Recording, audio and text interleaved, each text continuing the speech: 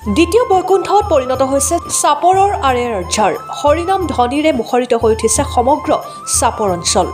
আৰেয়াৰঝাৰ পক্ষীপাৰাত তিনিদিনীয়া কাৰ্যসূচীৰে ৪৯তম সাৰ্বজনীন পালনাম মহোৎসৱ দি অনুষ্ঠিত হয়। বহুকেইটা আমন্ত্ৰিত নাম দলৰ নাম প্ৰসংগৰে অবিৰাম নাম কীৰ্তন চলে। মহাপুৰুষ গুৰুজনৰ সৃষ্টিৰাজি নাম কীৰ্তনৰ প্ৰতি ভক্তিভাৱেৰে বহু ভক্তপ্ৰাণ ৰাইজে উপভোগ কৰে নাম কীৰ্তন। আনফালে আমন্ত্ৰিত বৰনাগাৰাৰ নাম প্ৰসংগৰে অখণ্ড পালনামৰ সামৰণি পৰিব বুলি জানিবলৈ দিয়ে উদ্যোক্তাই। চাপৰৰ পৰা আলী আকবৰৰ ৰিপৰ্ট, অৰুণোদয় আছাম। আন বছৰৰ দৰে এইবেলিও আমাৰ আৰেয়াৰঝাৰৰ পক্ষীপাৰাবাসী ৰাইজে জগতগুৰু শ্ৰীমন্ত শংকৰদেৱে প্ৰতিষ্ঠা কৰা সাৰ্বজনীন অখণ্ড পালনাম মহোৎসৱ আজি ৪৯তম তিনিদিনীয়া বৰ্ণাঢ্য কাৰ্যসূচীৰে ইংৰাজী ১১, ১২ আৰু ১৩ ফেব্ৰুৱাৰী তিনিদিনীয়া বৰ্ণাঢ্য কাৰ্যসূচীৰে আমি পালন কৰিবলৈ লৈছোঁ। আমাৰ বিশেষ আকৰ্ষণ হৈছে আমি সুদূৰ বাপসকলক মাতি আনিছোঁ।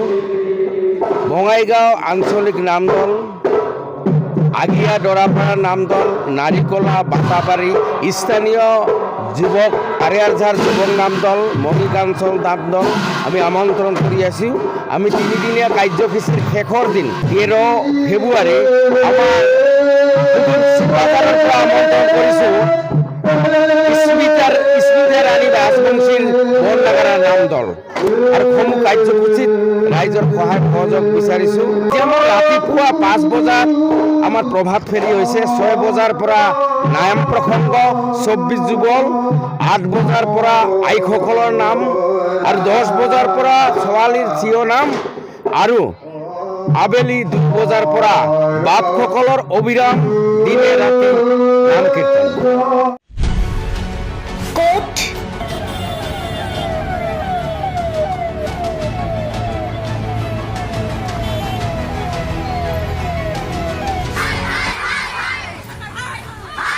কিয়, কেনেকৈ?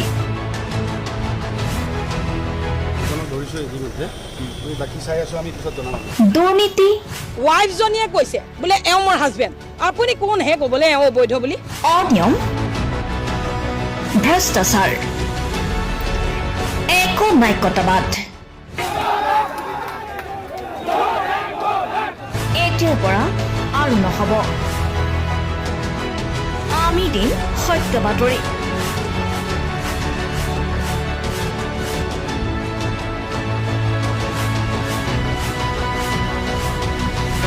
নিজকে সংস্থাপিত কৰাৰ বাবে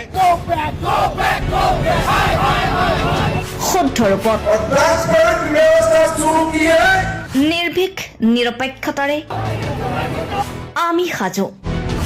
অসমৰ উন্নয়নমূলক যাত্ৰাই আজি এক নতুন দিগন্ত ভৰি দিছে। অসমৰ ৰাইজৰ পৰা আমি সদায় আশীৰ্বাদ বিচাৰোঁ। আমি এনেকৈ যাতে আমাৰ জননী জন্মভূমিক সেৱা কৰি যাব বিচাৰোঁ। অৰুণোদয় অসম,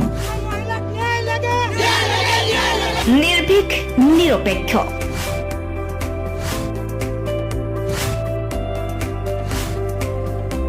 ৰাইজৰ বাবে ৰাইজৰ পক্ষত অৰুণোদয় অসম।